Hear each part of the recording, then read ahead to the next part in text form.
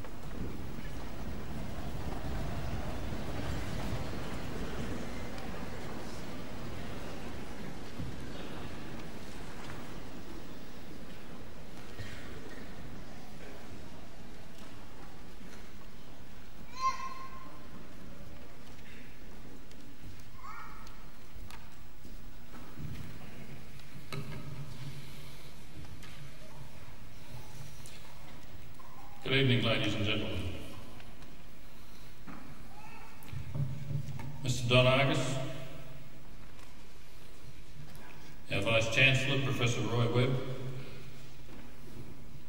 colleagues from Griffith University, distinguished guests, importantly graduates, ladies and gentlemen.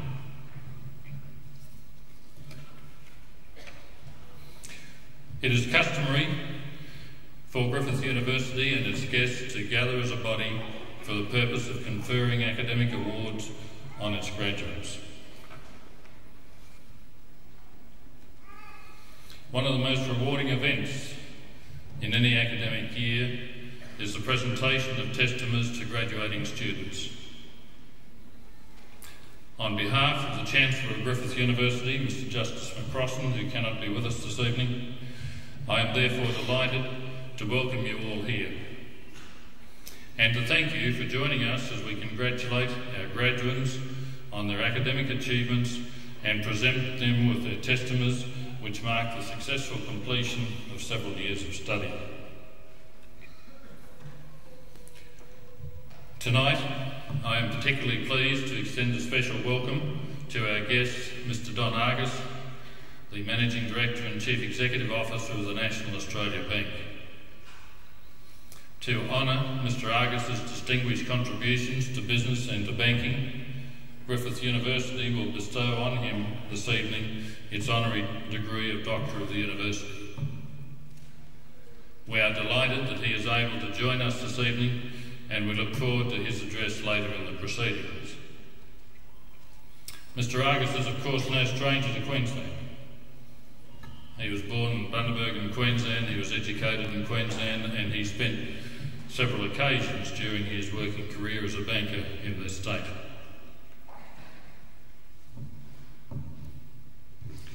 "1996 was a memorable and important year for Griffith University. During the year, we held a series of special events to celebrate the university's 25th anniversary. The program of celebrations, including the opening of the new Queensland Conservatorium building here at South Bank, a highly successful constitutional debate in the old Parliament chambers, a special anniversary ceremony at the Brisbane City Hall, and of course the spectacular laser light show across the Brisbane River. Our anniversary year provided Griffith with the opportunity to showcase Griffith's achievements over the past 25 years and to reflect on the vision of all of those who laid the foundations of our university on which those achievements were built. Last year, the University Council approved a new academic structure for the university, and as from the beginning of July this year, there will be new faculties and new schools based on 4 broad academic areas, and they are arts, business, health and science. This new structure, which will emphasise cross-faculty and cross-campus teaching and research, will strengthen academic coherence across the university and facilitate a strategic focus in the major areas of academic endeavour. Today, of course, Griffith University is one of Australia's fastest growing universities, if not the fastest, with some 21,500 students across 5 campuses strategically located along the Brisbane-Logan-Gold Coast corridor, containing as it does several of Australia's largest population growth areas. The university retains a commitment to innovation and has become widely recognised as an established leader in the introduction of courses which equip our graduates with the prerequisite skills and knowledge to function effectively in a rapidly changing world. Griffith pioneered university teaching in areas as diverse as Asian studies, international business and environmental studies. And our perception of the relevance of these disciplines to national and international agendas has been validated with most other Australian universities now teaching in those academic areas. The new campus at Logan, which will open in 1998, illustrates Griffith's commitment to providing the best education for its community, that Brisbane Gold Coast corridor.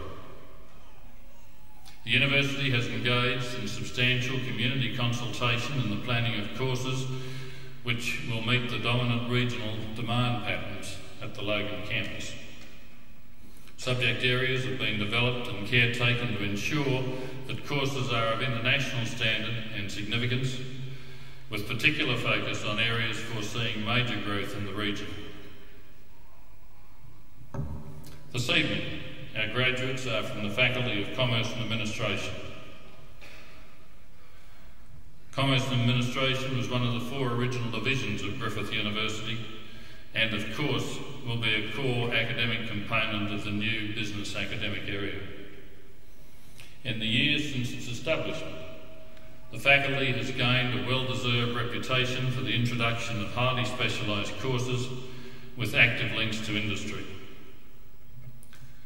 The Bachelor of Commerce and Banking, Finance and Risk Management and the Bachelor of Commerce and Retail Management complement the more traditional and the more broadly focused Bachelor of Commerce. The active links to industry are clearly evidenced in the support given by the National Australia Bank, which has provided generous funding for the establishment of the National Australian Bank Chair in Banking and Finance. In the 1997 academic year, the faculty introduced a number of new courses, including the Master of Marketing Management and the Graduate Diploma of Professional Accounting and the combined degree of the Bachelor of International Business / Bachelor of Commerce. This latter course is a joint initiative with the Faculty of Asian International Studies and will give students the opportunity to look beyond local markets at a range of international business issues. A Master of Banking and Finance is planned for introduction in 1998. The faculty enhanced its research profile in 1996 with the award of over $260,000 in national competitive research grants. The faculty also generated over $580,000 in research income last year, with major consultancies being awarded to staff in the School of Industrial Relations and the School of Organisational Behaviour and Human Resource Management. The faculty's Centre for Research on Employment and Work undertook a major consultancy project for BHP. That project, valued at more than $650,000, is the largest single consultancy to be undertaken within the faculty and is a significant achievement for a centre in its first 3 years of operation. Too often in this modern world, research is seen as related to the physical sciences only. But be sure there is just as much need for research in business and research in management. Let me return now to the focus of our gathering this evening. We have gathered to give rightful recognition to you, our students, who have completed your course of study and who will shortly receive your awards. All of you have demonstrated a command of the knowledge and skills necessary for your chosen field of endeavour, as well as a willingness to persist with the level of discipline needed for high achievement in any field. Together, these qualities provide an excellent foundation for establishing a successful career. You are entering a very competitive world with a growing global focus. In particular, in Australia, we need to make our way in what will be an increasingly competitive Asian Pacific region. I encourage you all to use your tertiary education as a sound base on which to build your career, recognising that in many ways you are only now just embarking on a lifelong learning experience. As we continue with tonight's proceedings, I again express warm congratulations to each of our graduates and wish them every success in their future.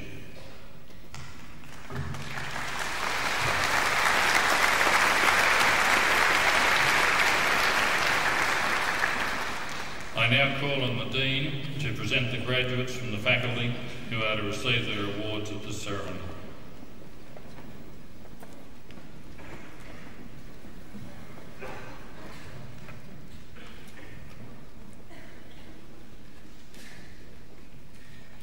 Deputy Chancellor, I present graduates who have been granted the Bachelor of Commerce.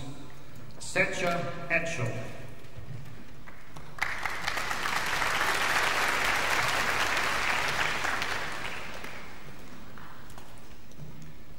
May Adina.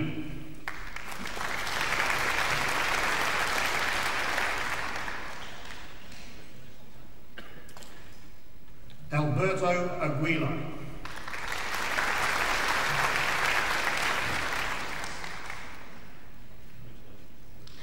Julian Aitken.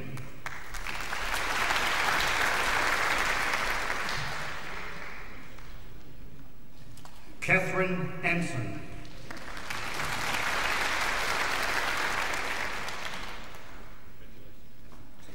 Ian Bannon.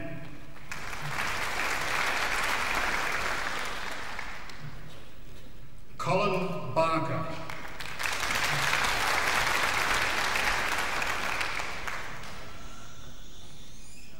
Mary Barlow.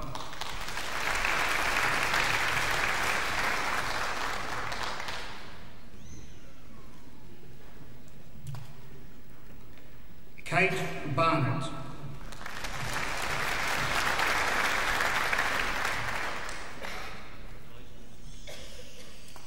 Teresa Barnier.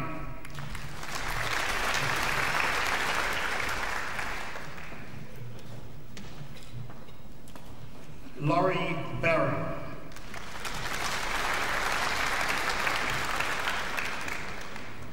Francis Barrett.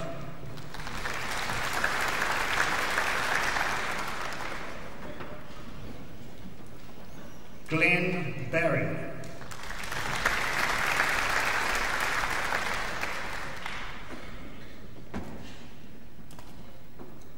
Jason Barry.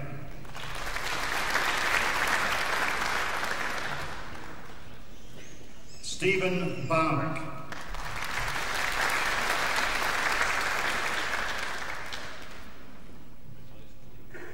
Kerry Bebendorf.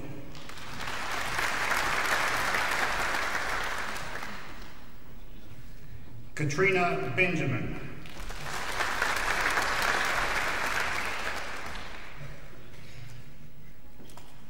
Gregory Berriman.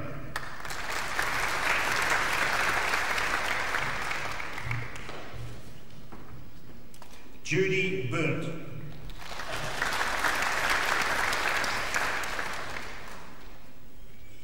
Stacey Bishop.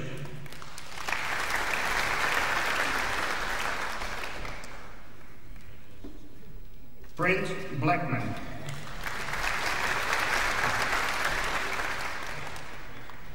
Glenn Bolger.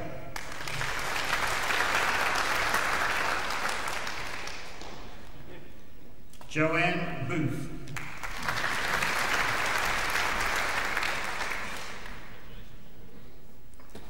Peter Bottomley.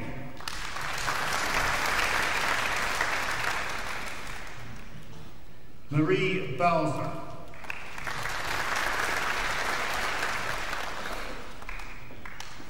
Jacqueline Boyle.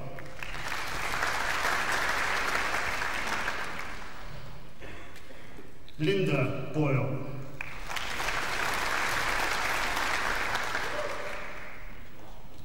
Natalie Braddon.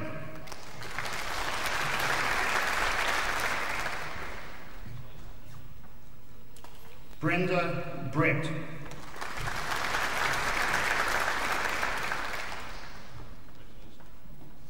Angelique Brunges.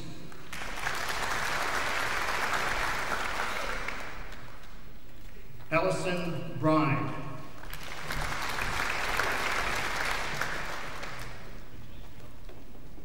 Elk Bull.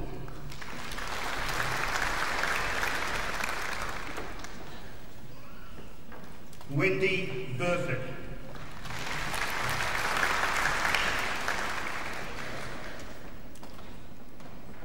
Darren Bikersma.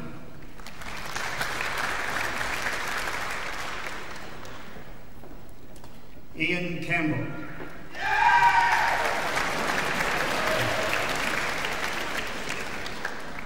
Katrina Carbis.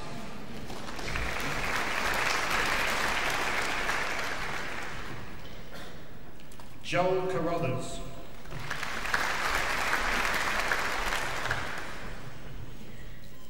Joanne Carter.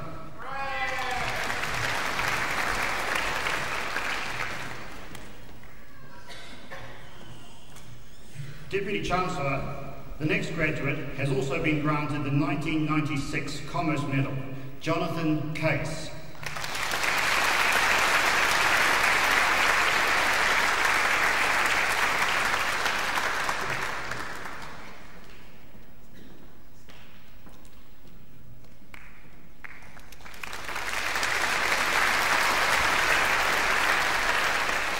David Caswell.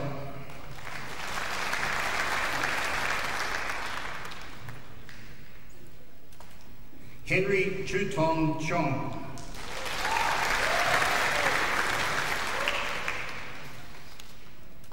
Anders Chung.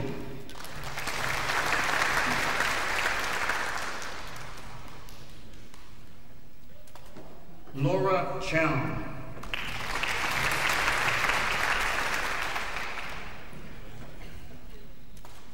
Godofredo Chupunko.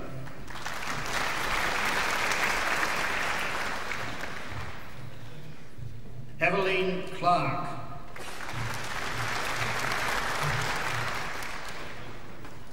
Brett Clark.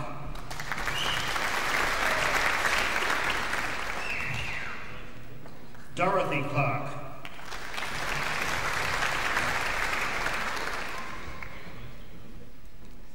Peter Clark.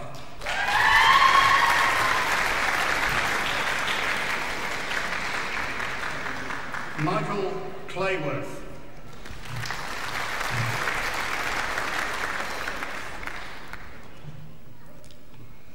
Lisa Clem.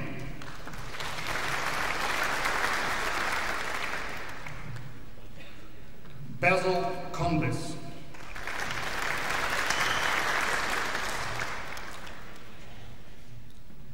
Michael Cook.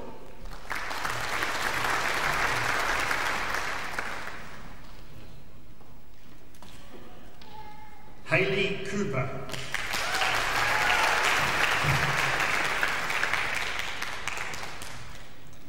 Giles Cunningham.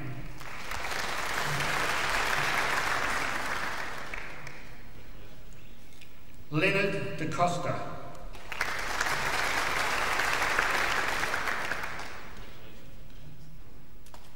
David Danslow.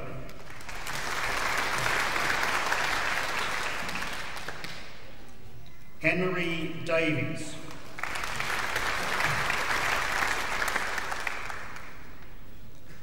Terry Dawson.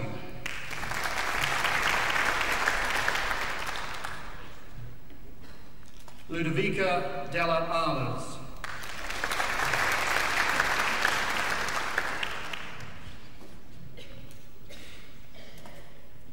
Graham Devon.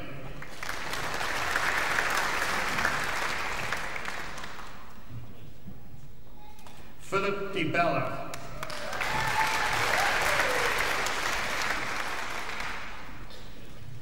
Alison Dickinson.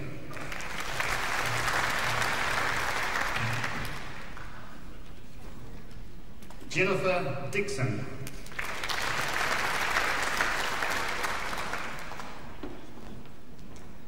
Penny Douglas.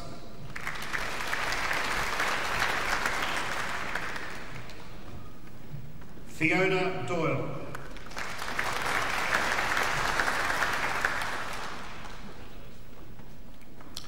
Matthew Dunstan.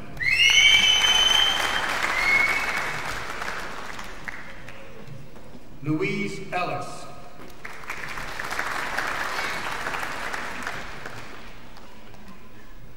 Nicole Evans.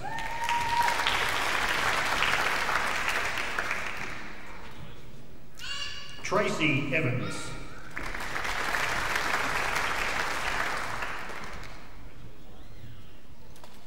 Sui Fan.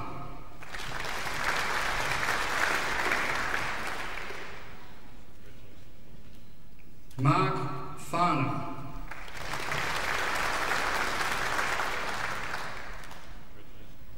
Mark Fransman.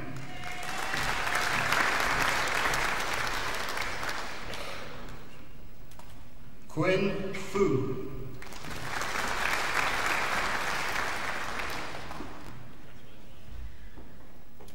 Yuya Fu.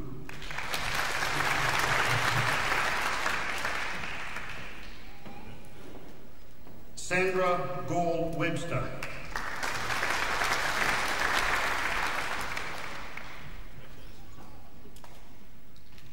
Michael Gates Jr.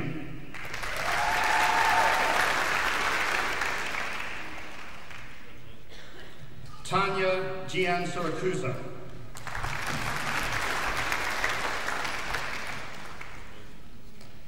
Tracy Gibson.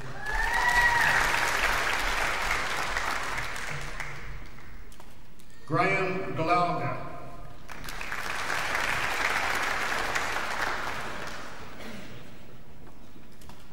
Francine Glover.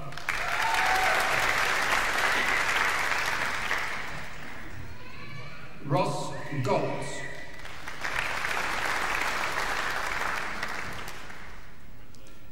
Caroline Gordon.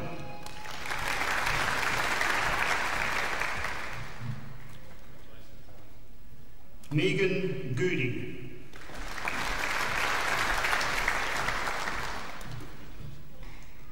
Megan Graham.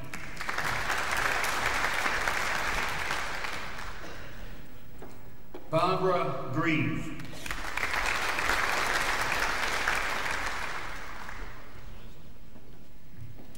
Noel Guillermo.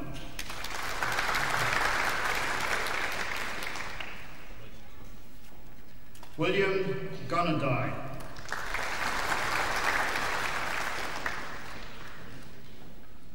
Michael Halim Kuniawa.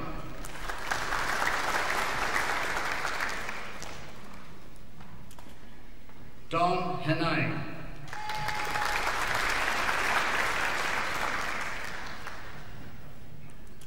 Satrina Harvey.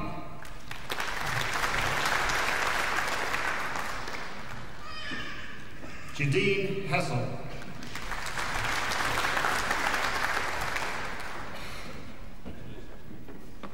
Therese Heffernan.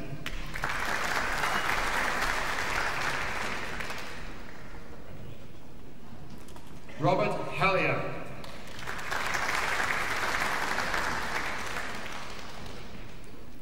John Henley.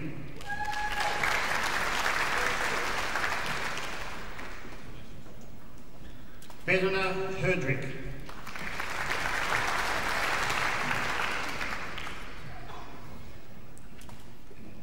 Kian Hui Ho.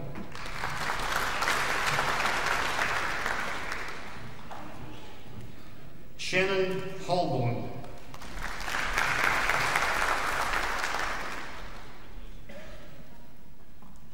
Melinda Houston.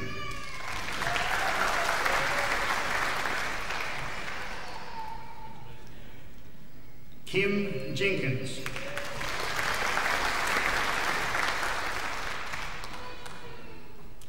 Samantha Jenkins.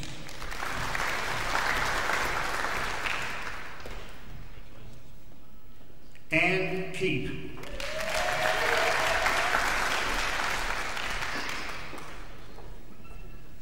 Caroline Keck.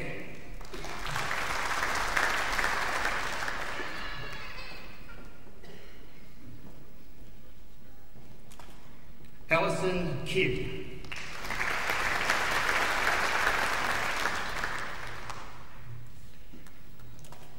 Vivian Quor.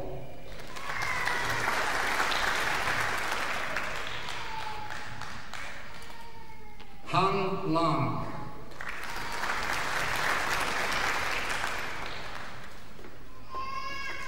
Duncan Lambie.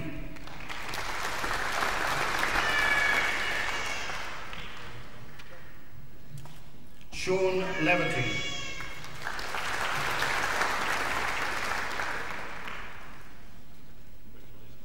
Kelly Laws.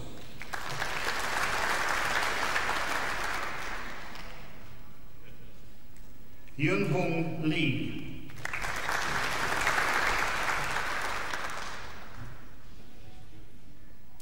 Yek Lam Lee.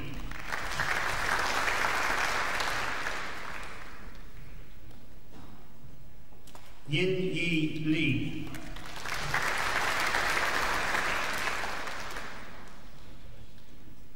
Christina Longmire.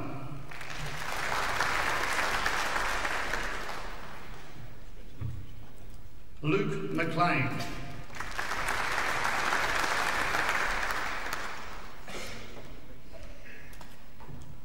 Donna Mason.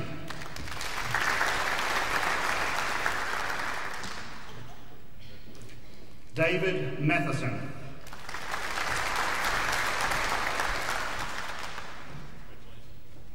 Dion Matley.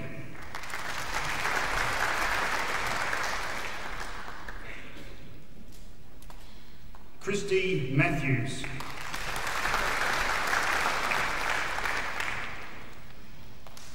Kim McConney.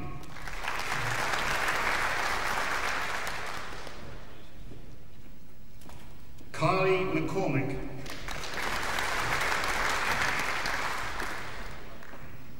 Brad McCosker.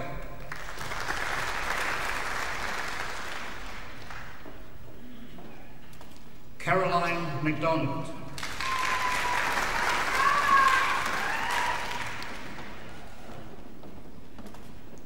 Megan McGuire.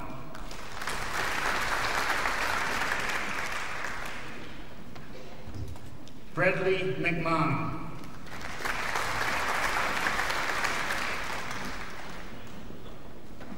Peter McNevin.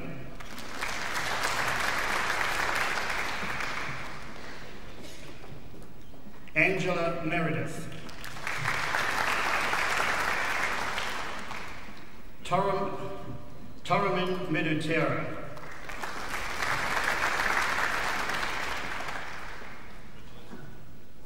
Zoe Meyer.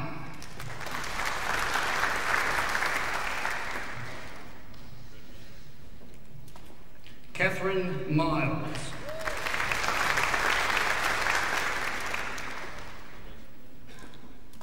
Owen Milner.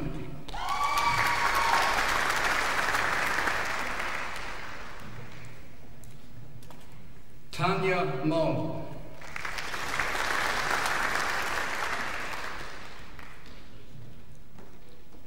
Alex Mongard.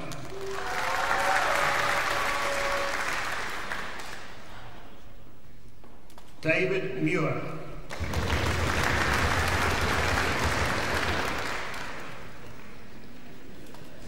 Paul Muller.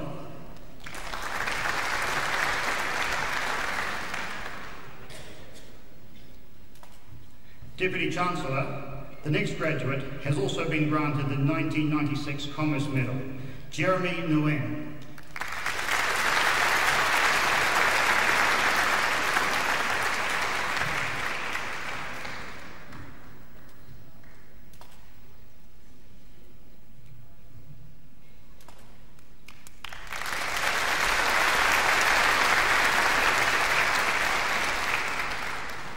Justine Nichols.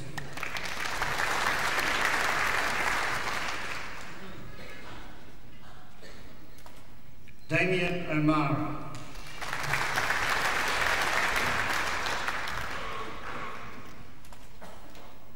Megan O'Neill.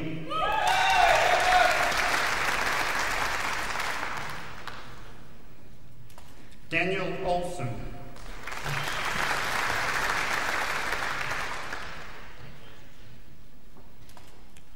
Andrew Page.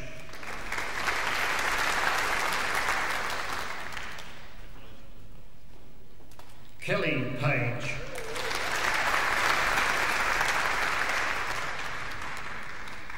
Nathan Payne.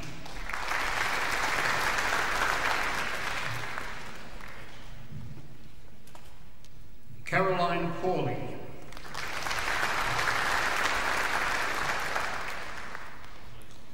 Nicole Pearson.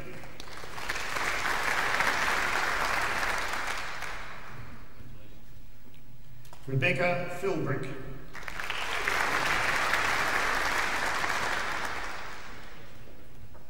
Matthew Pullinger.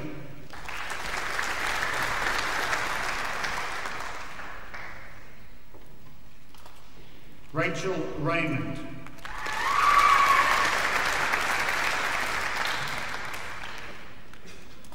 David Redmond.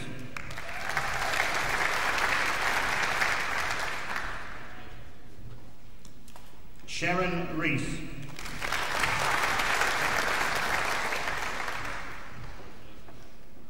Megan Rex.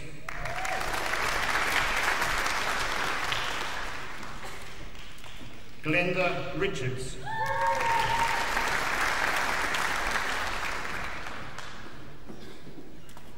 Stephen Robbie.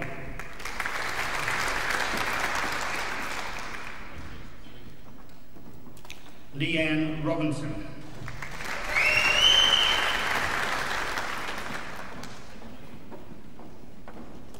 Sean Rogers.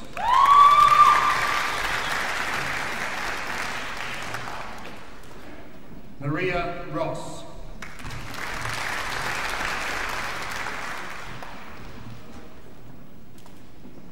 Thomas Rugi-Galomo.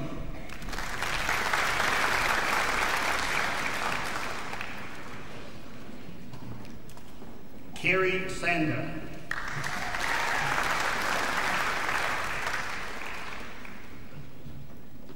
Peter Savas.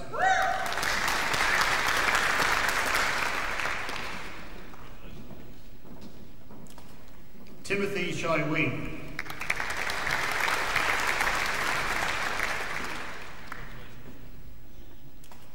Nicole School.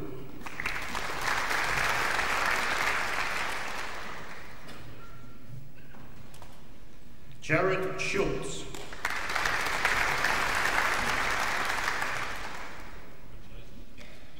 Rudy Sitiawa.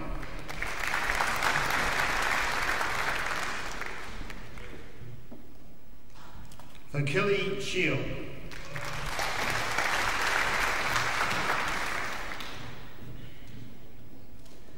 Alison Silburn.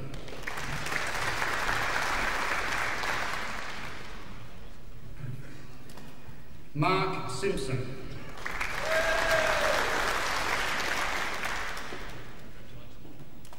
David Singh.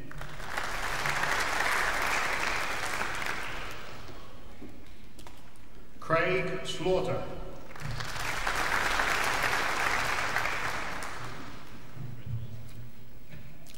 Dan Smith.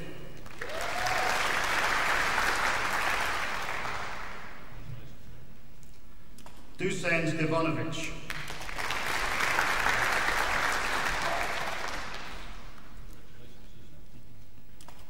Margaret Stevenson.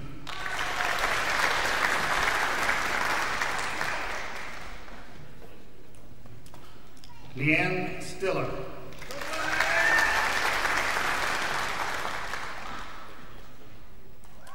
Diane Sterling.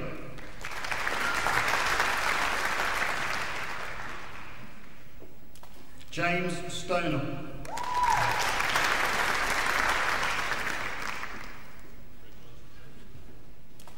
Holly Sumner.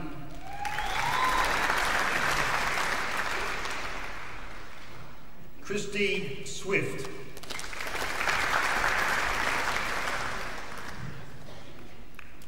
David Swingler.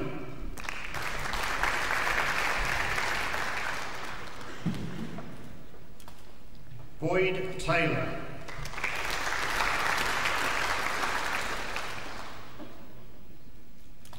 Tung Tai.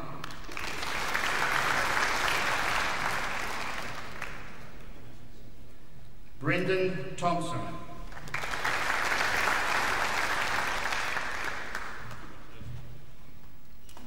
Wendy Tomes.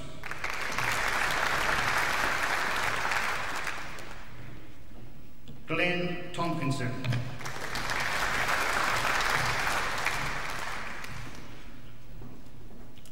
Carlo Tonini.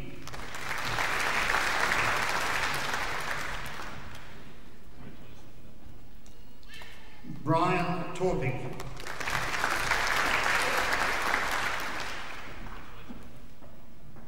Tim Tran.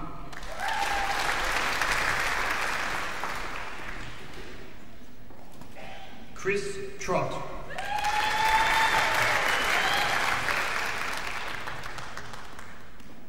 Robert Trueby.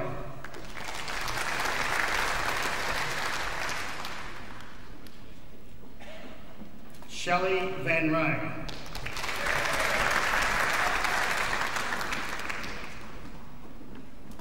Benjamin Verdon.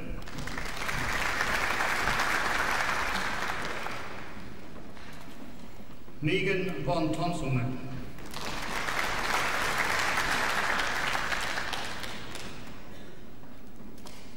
Ned Walker.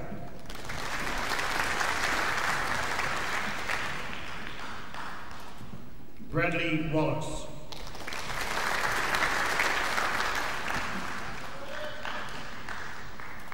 Debbie Ward.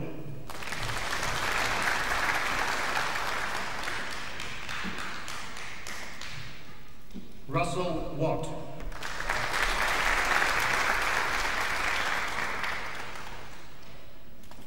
Stephen Wellington.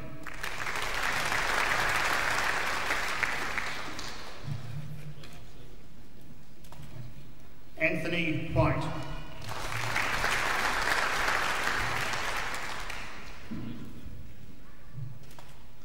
David Willett.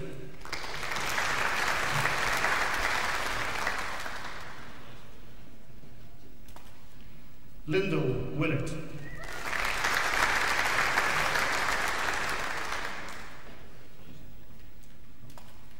Sarah Williams.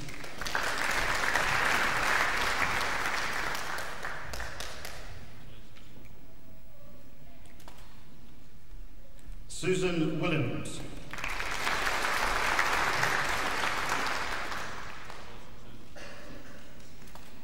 Natalie Willis.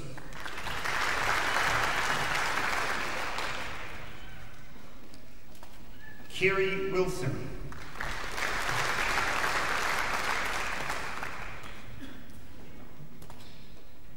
Inga Walheim.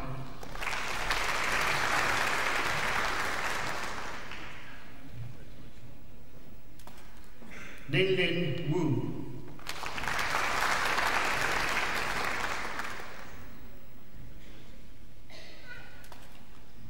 Elaine Yo.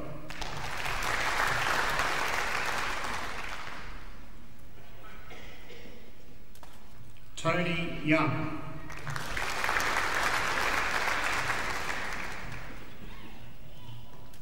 Kylie Zakula.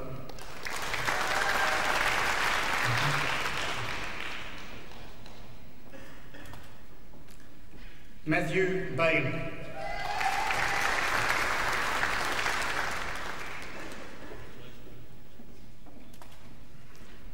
Deputy Chancellor, I present a graduate who has been granted the Bachelor of Commerce with First Class Honours, Howard Lee.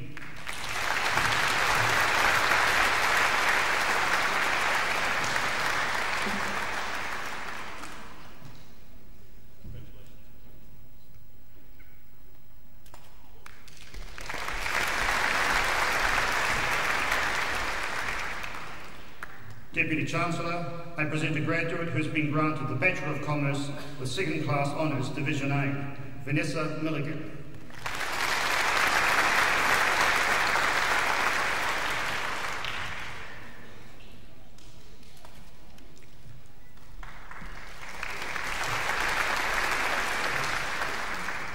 Deputy Chancellor, I present a graduate who has been granted the Bachelor of Commerce in Retailing Management, Cameron Robinson.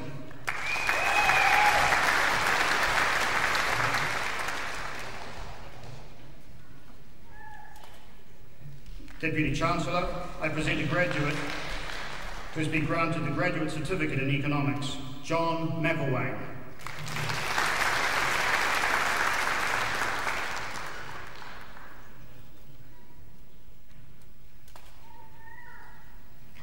Deputy Chancellor, I present graduates who have been granted the Graduate Certificate in Information Systems, Pushpa Chirukuri.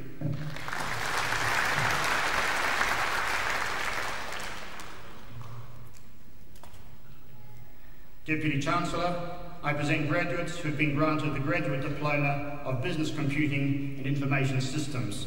Praveen Slamanini.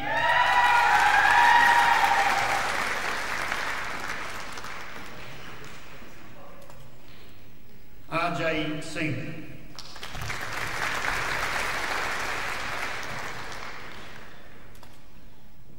Deputy Chancellor, I present graduates who have been granted the Graduate Diploma of Human Resource Management and Industrial Relations. Gabrielle Crick.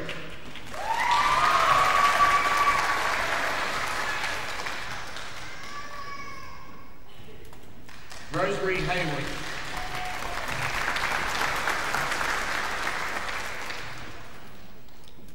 Fiona Hogarth.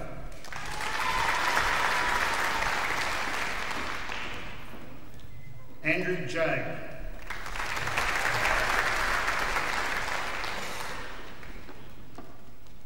Amanda McCarthy.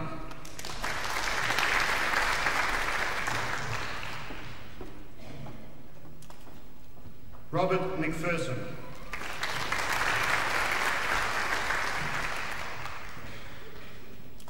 Jennifer Reed.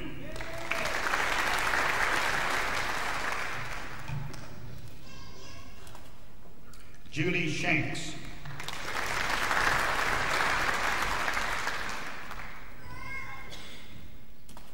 Bridget Steindl.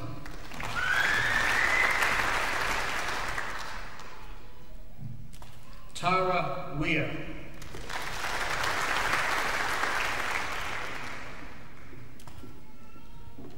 Jeremy Wheaton.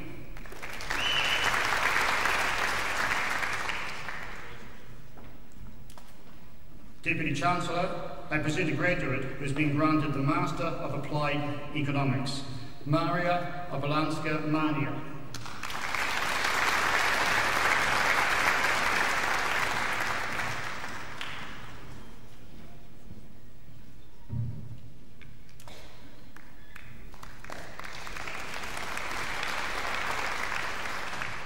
Deputy Chancellor, I present graduates who have been granted the Master of Information Systems, Bruce Beresford.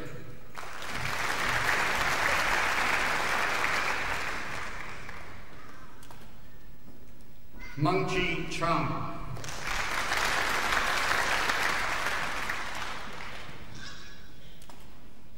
Jirgan Liang.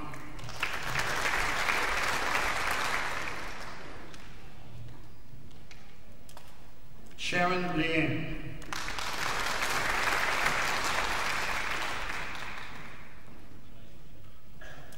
Jirasak Pongsel.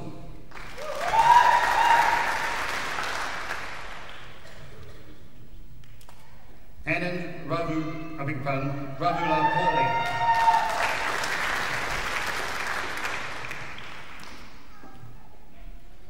Warapong Tiraniti Tamakul.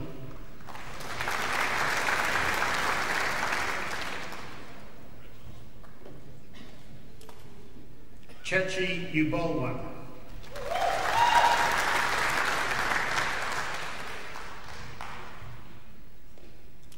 Cecilia Yong.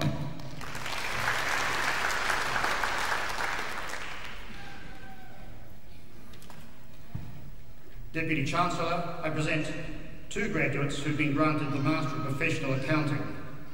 Chin Chin Lee.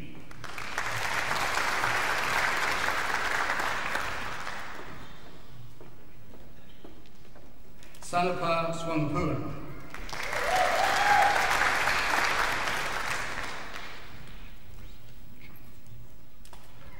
Junghua Jung.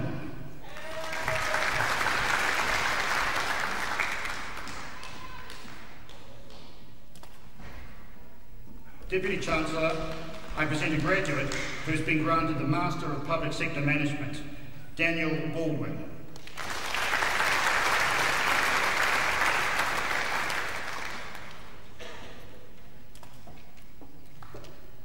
Deputy Chancellor, that concludes the presentation of graduates of the Faculty of Commerce and Administration. Deputy Chancellor, the Chair, Academic Committee, Professor George Carney, will now present graduates who have been granted the degrees of Master of Philosophy and Doctor of Philosophy.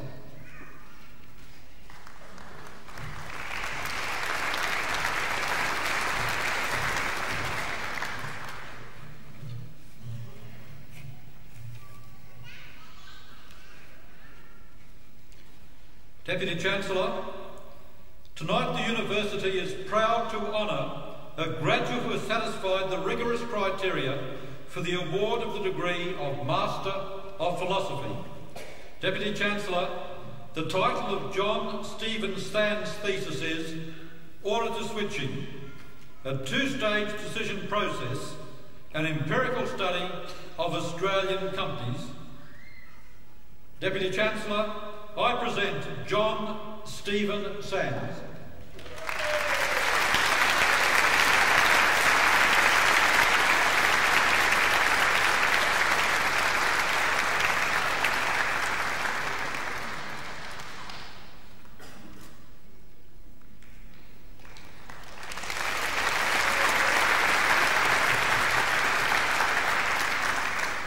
Deputy Chancellor, tonight the University is proud to honour two Doctor of Philosophy graduates who have satisfied the rigorous criteria for the award of the degree. Deputy Chancellor, Nigel Kenneth Lloyd Pope has been granted the degree of Doctor of Philosophy taken in the Faculty of Commerce and Administration.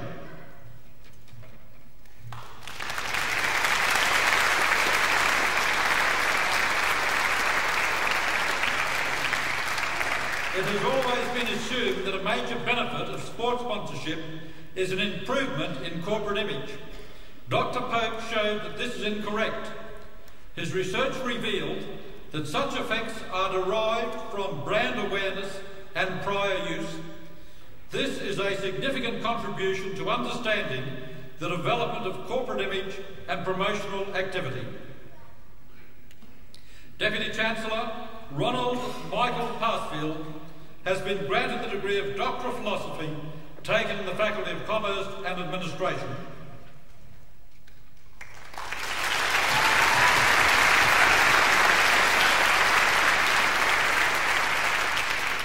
Dr. Parsfield collaboratively developed and evaluated a staff development program in a large university. This action learning program, conducted over 6 years, involved many people from different areas working together on complex problems. They developed new approaches to issues such as teaching large classes, recycling waste, supporting postgraduate students, and making the campus safe. The thesis presents a model which can be used by large organisations to develop their people and encourage innovation. Deputy Chancellor, I present Dr. Ronald Michael Parsfield.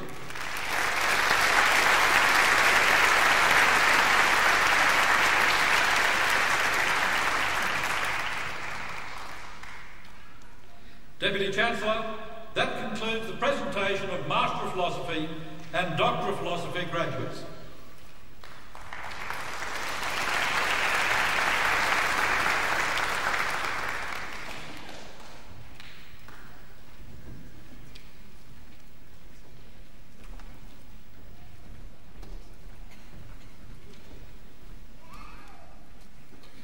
Ladies and gentlemen, there will now be a brief musical interlude performed by the Griffith University Collegiate Singers.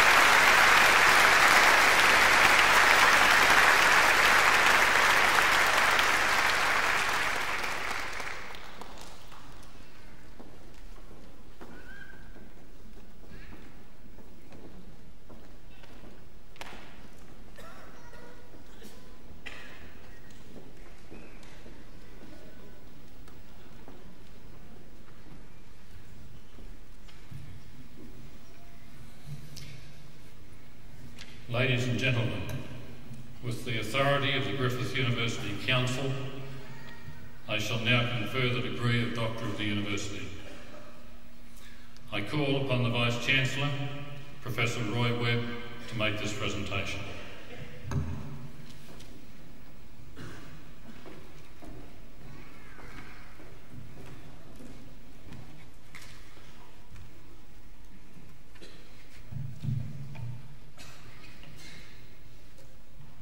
Deputy Chancellor, the Council of the University has resolved to award the degree of Doctor of the University to Mr. Don Argus.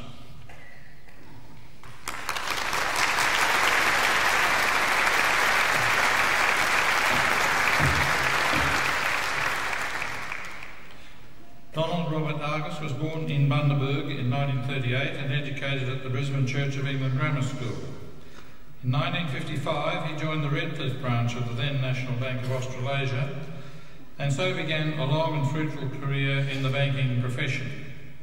For the next 17 years, Don Argus gained extensive experience in regional banking operations in Queensland, acquiring his first management appointment at a provincial branch in Goona. In 1976, he was promoted to assistant manager of the bank's Brisbane office, and in 1978 he joined head office as manager state lending corporate banking. In 1980 he took up his appointment as manager of Western Branch in Melbourne, one of the largest central business district branches in that city. A year later he was appointed senior manager of the Melbourne office, the National Bank's largest outlet. After extensive experience in wider aspects of banking, Don Argus's career changed direction in 1983 to follow a path of credit management, culminating in his appointment as head of the bank's credit bureau in 1986. Through the difficult times of the 1980s, he was able to build one of the most efficient credit control departments in Australian corporate banking. Apart from having global responsibility for assessing major lending exposures, he also led the due diligence exercise with the bank's UK acquisitions. Over the next few years, Don Argus accepted several senior appointments, including General Manager, Group Strategic Development and Executive Director, Banking, the latter position responsible for all Australian operations. Finally, in October 1990, he was appointed Managing Director and Chief Executive Officer. Since this appointment, Don Argus has been instrumental in overseeing the growth of Australia's most profitable and efficient bank. Under his decisive leadership, the National Bank's group operating profit has risen from $756 million in 1990 to $2.10 billion in 1996, while group total assets have increased from $94 billion to $173.7 billion. During this period, the bank continued its policy of expansion and diversification overseas, acquiring Britain's most profitable bank, the Yorkshire Bank, the Michigan National Bank in the United States, and New Zealand's biggest financial institution, the Bank of New Zealand. The National Australia Bank now has almost half of its assets overseas. In modern banking, Don Argus believes that a bank must live and breathe the relationship factor, with a very clear strategy of focusing customer relationships. Management must be decisive, consistent and receptive to other points of view, with the vision and conviction to follow issues through. Most importantly, management must be able to communicate. In summing up the core strength of the National Australia Bank, Don Argus emphasised the following, and I quote, "The bank has had a very strong view of where it wants to go, and it hasn't deviated from a firm strategy. It has a lot of conviction about its strategy, but equally, if something doesn't work, we are quick to correct." As Managing Director of the National Australia Bank, Don Argus has provided an efficient, high-quality service for customers. In 1995, the NAB was the first major bank to provide cheaper banking services, ousting account-keeping fees and introducing telephone banking for home loans, credit cards and term deposits, by concentrating on fundamentals such as meeting customer needs, cost containment, risk management and selective investment in new technology. The bank has continued to grow during the 90s. This success is in no small way due to the management style and leadership qualities of Don Argus. In addition to his career accomplishments, he is a Fellow of the Australian Institute of Bankers and of the Australian Society of Certified Practising Accountants, and is a graduate of Harvard University's Advanced Management Program. He has served as a former chairman of the Australian Bankers Association from 1992 to 1994 and serves on the board of the International Monetary Conference. His work has also extended outside the finance area, particularly in his role as chairman of the Centenary Appeal for the Association of the Blind. It is especially fitting that the Council of Griffith University should honour Donald Robert Argus in recognition of his distinguished contributions to the business and banking communities. Deputy Chancellor, it is a great pleasure that I present to you Donald Robert Argus for admission to the degree of Doctor of the University.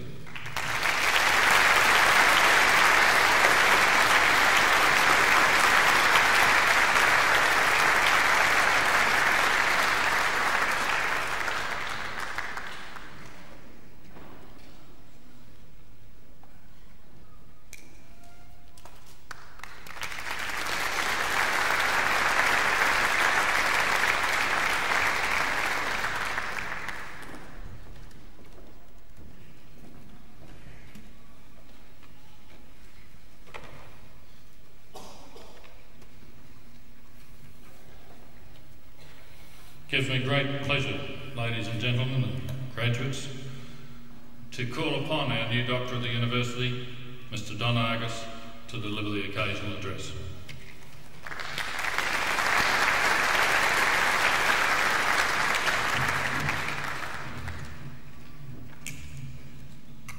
I might just take a glass of water, and that doesn't mean to say I'm going to talk all night.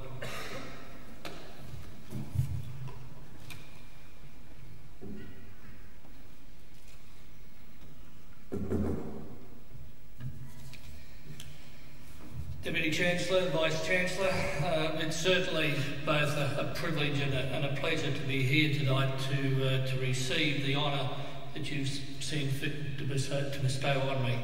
It has particular significance, particularly as I'm back in my home state, and as I was going through my secondary education, there was only one university here in Queensland, and that was mainly occupied by engineers and the medical profession, and it's great to see other universities develop and offer other opportunities for people to develop their tertiary careers.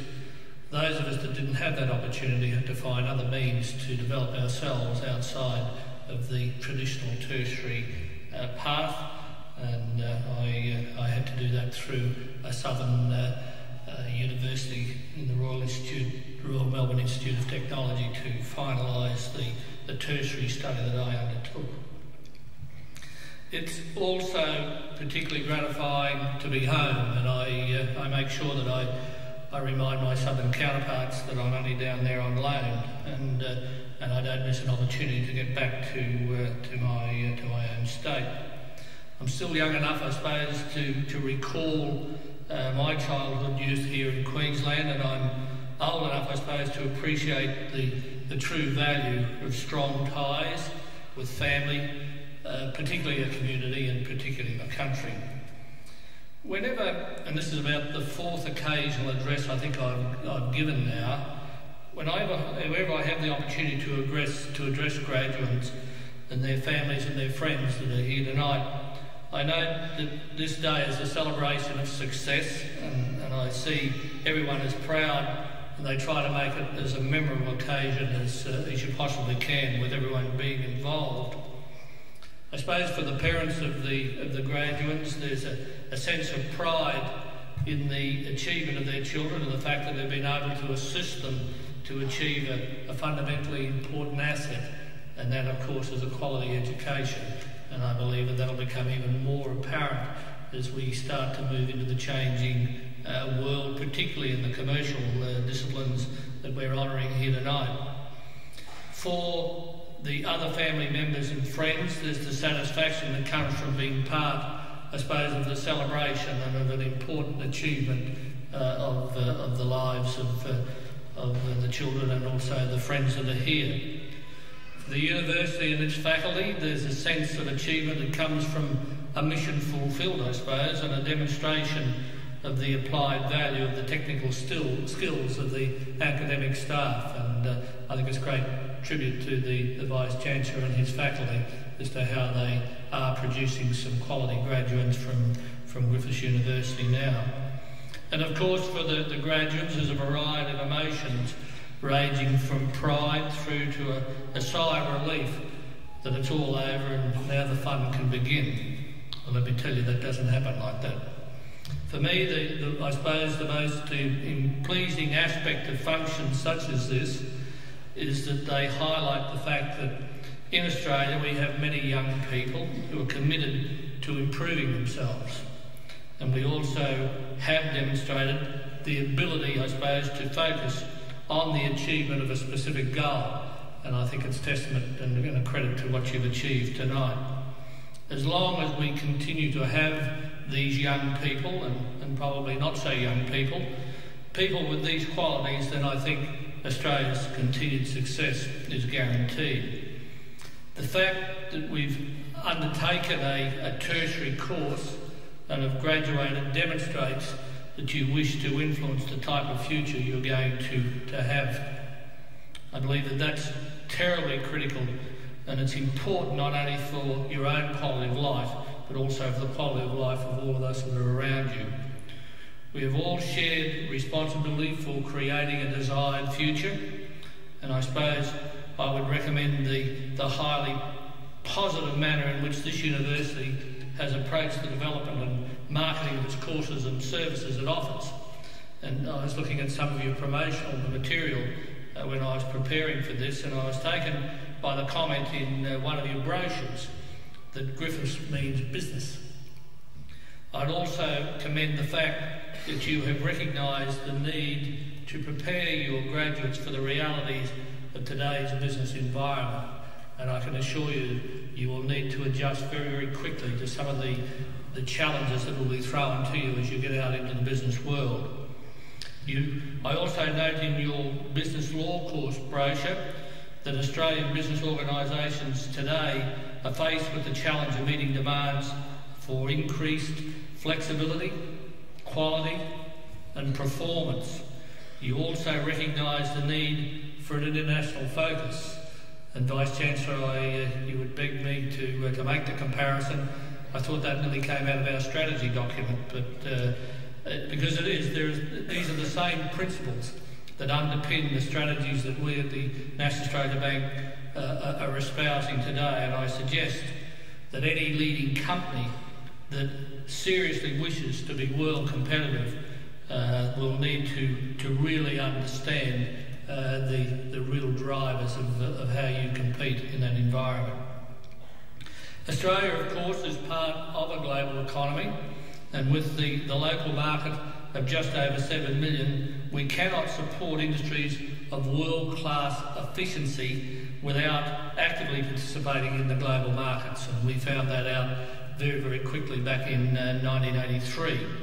We can do this either by export or direct investments in key overseas markets, by acquisitions or alliances, and that's the path that our institution has decided to go. Importantly, we need to build a core of industries in Australia with the financial and operational scale necessary to enable them to both compete in international markets and join others in meeting the needs of the customer needs here. There is no doubt that job generation and product innovation comes from a mix of small, medium and large business. The problem, as I see it, that we have here in Australia at the moment is that our current definition is how do we define a large business? And I think most of it is we get ourselves mixed up in the size rather than trying to present ourselves as a very efficient and probably developing global champions. As those of you here today who have completed commerce courses will appreciate, capital flows to areas which it can most profitably be employed. If Australia imposes, and this is a commercial I suppose, If Australia imposes artificial limits on corporate size and investment here, then the centre of gravity of our leading companies will inevitably shift offshore.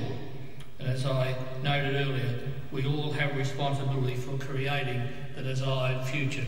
So I put that into your mind to think about very hard as you start to enter into the environment you're about to engage in. Those of us who, I suppose, head major companies have a responsibility to create a future that meets the needs of our various stakeholders. Now that can come only when we pursue strategies, I believe anyhow, designed to deliver consistent growth in revenue and profitability. Perhaps it's my competitive Queensland heritage, but I believe there are too many people in Australia at the moment who want to return to the world as it used to be, rather than getting on with the job of shaping its future. And it's something that I would encourage you all to think very, very hard about as you start to enter the new world that you're about to enter. I have a vision of Australia as a world leader in a number of key areas, including financial services, and we are one of the leaders in financial services.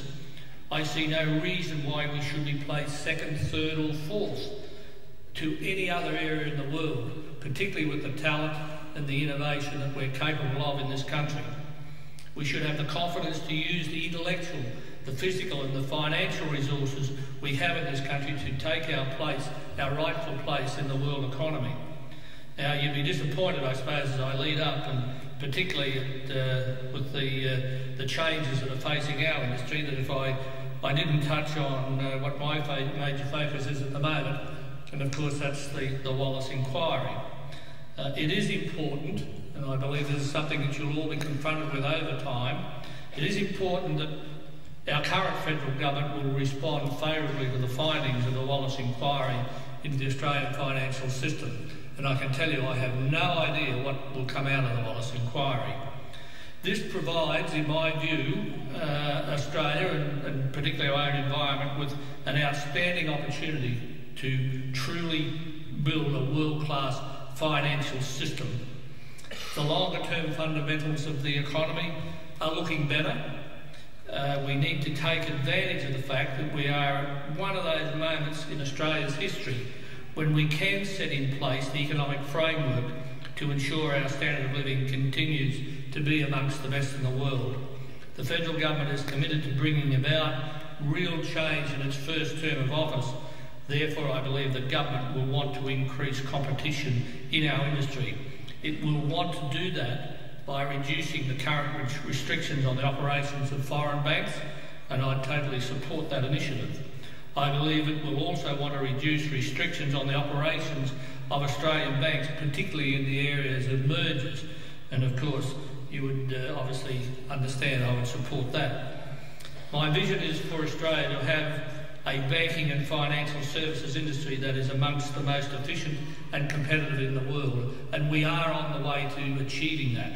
I see an industry that has a mix of organisations big enough to compete on a global scale. I see an industry that also has medium and small niche service providers. I see an industry with the scale and financial resources required to provide the security that Australians are looking for. And I see a local industry with the size and resources necessary to support the technology and product innovation required by the Australian consumer. I just hope, and I really mean this, I just hope that we don't let this opportunity slip by, because I think it will be a shame, because we have that moment in history at the moment. Just to change tack a little, I suppose the shaping of the future is an essential task of leaders, and this is what we're looking for tonight, to evolve from your education. And I hope that all of you who are graduating here today take time out to assess your own leadership characteristics, because as you enter the real world, you'll need to understand yourself better than most if you are going to influence change of others that you will probably lead into the future. All of us, I'm sure, can think of someone who you would describe as a leader, and all of us will describe the attributes or qualities that characterises the person in a different way, and we all have different qualities and different attributes. For some, a leader is one of these heroic characters, who's bold and he's incisive and he's courageous. For others, a leader will be the humble, understated figure, quietly achieving by mobilising the resources that he has and getting a team environment going. I believe many of the stereotypes of leadership we've reinforced over the years will be challenged by new people that are now emerging into the marketplace. The sheer pace and the diversity of change cannot be harnessed, let alone controlled by one figure commanding from the hilltop with a bold rhetoric.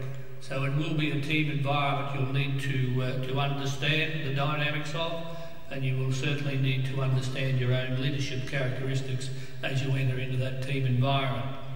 The need to be alert to new opportunities, innovation in our strategy, and capable of bringing out the best in people. These are the things that we believe in our organisation we need now as we start to grapple with the many changes. And it is a revolutionary change that's now appearing in the financial services generally.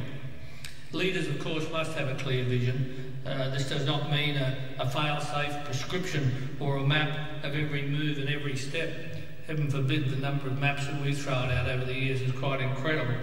Rather, it is a picture where they want to be and what they're trying to achieve. And if you can get that story across to your people, then I suggest to you that you have a chance.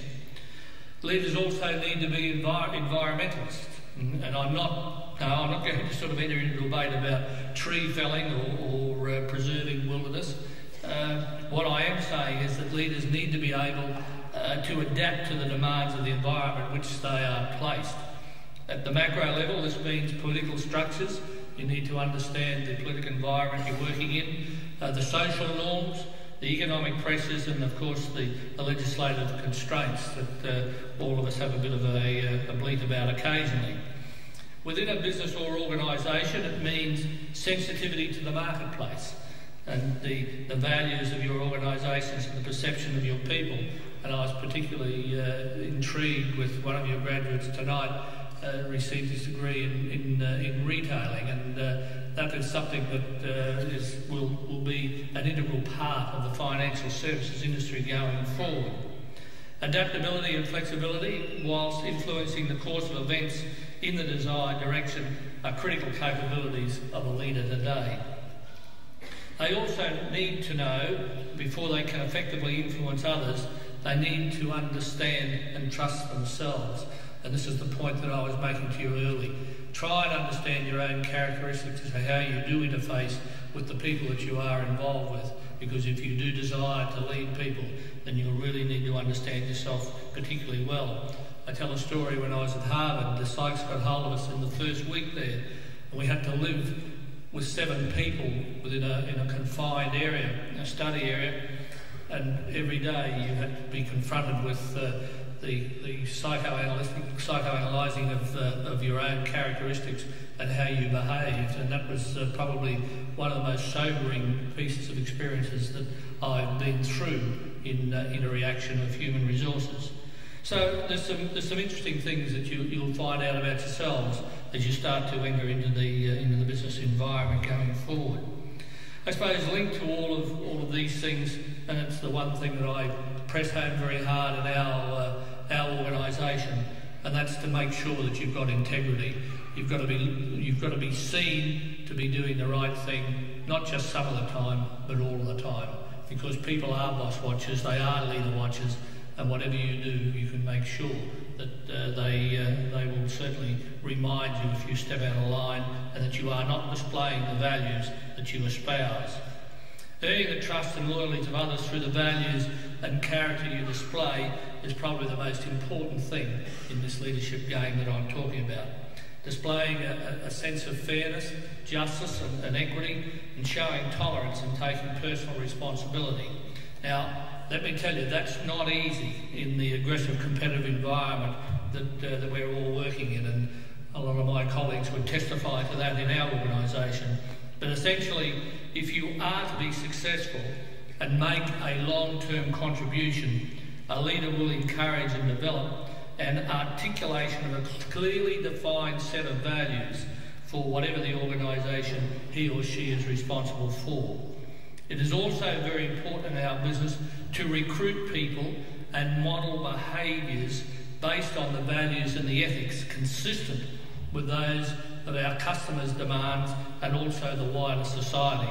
And we're doing a lot of work in our organisation to make sure that our recruits start to fit in with the value proposition that our customers are saying that they want our people to have.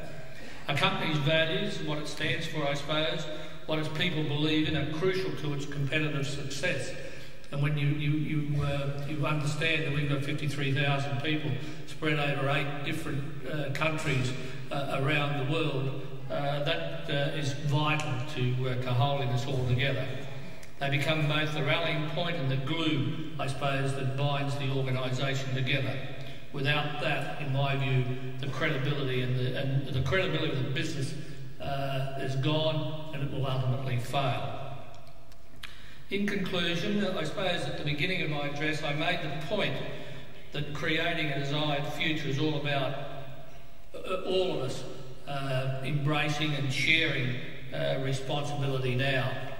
The kind of country we create is the collective responsibility of all parts of our society. Its creation depends on how well we can exercise the kinds of leadership behaviours I've spoken about, and it starts with the realisation that commitment and action begins with me, it begins with you.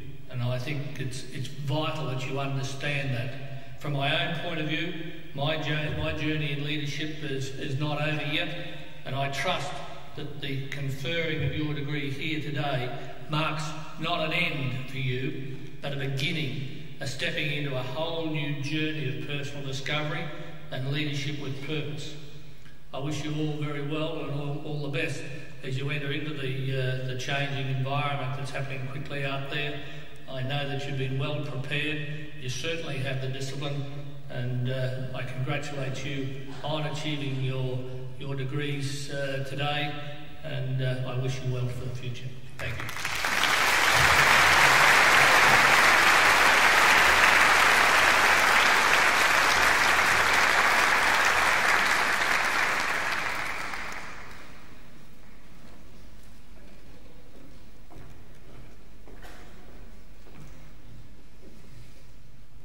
Deputy Chancellor, it's my pleasure on behalf of us all this evening to thank Mr Argus for his address to, in particular, our graduates, but of course to all of us together here tonight.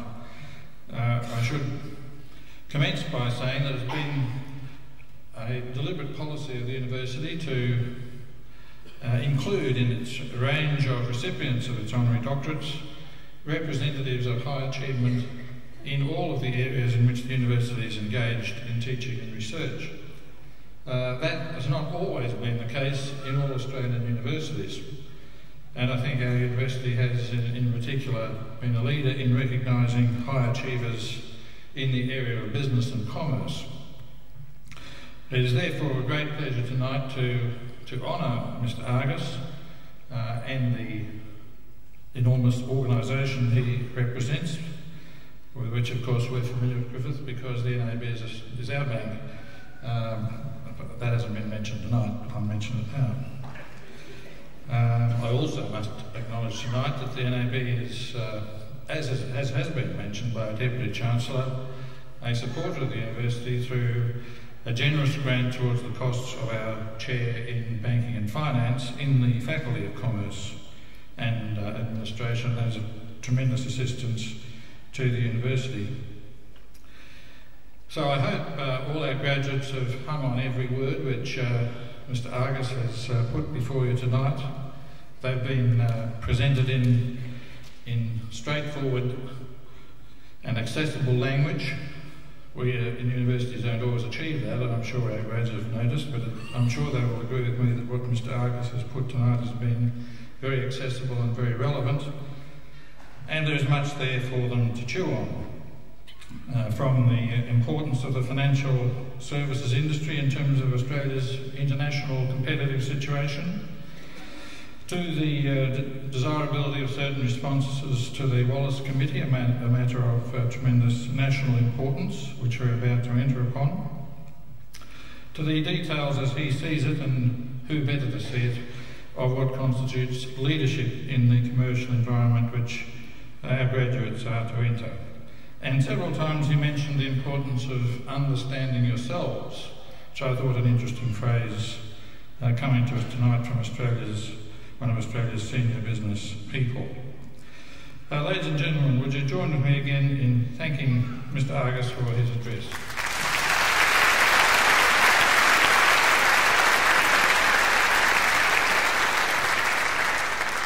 And may I conclude by adding my personal congratulations to those already expressed to all our graduates, and emphasise the importance of joining the Alumni Association and staying in touch with the university throughout your splendid careers. Thank you very much.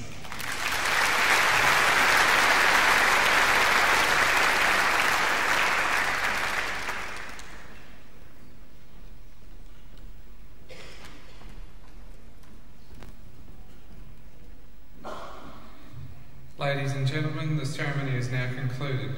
When the fanfares begin, please rise and remain standing as the day's party, the staff procession and graduates retire.